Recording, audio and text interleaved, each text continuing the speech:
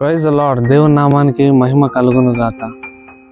Patience అనే పరీక్షలో నువ్వు గెలిచినట్లయితే ఖచ్చితంగా నీకు కావాల్సింది ప్రభు దయచేస్తాడు.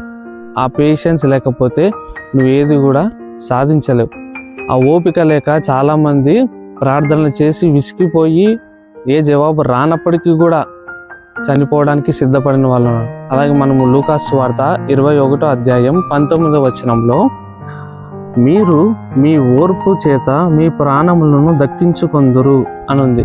అంటే మనం ఓపిక కలిగి ఉన్నట్లయితే ఏ విషయంలో అయినప్పటికీ మనకి అపాయము కీడు కూడా సంభవించకుండా ప్రభు మనల్ని కాపాడుతాడు. ఓపిక లేకుండా ఆ విషయాలను మనం ముందుగానే వెళ్ళి సొంత ప్రయత్నాలు చేసినట్లయితే ఖచ్చితంగా అపాయం తెచ్చుకొని చావు వరకు కూడా వెళ్ళవచ్చు. కాబట్టి నీకు ఉద్యోగం లేదని, అప్పులు బాధలు ఉన్నాయని, రోగంతో ఉన్నావని నువ్వు భయపడద్దు, బాధపడద్దు, చింతించద్దు.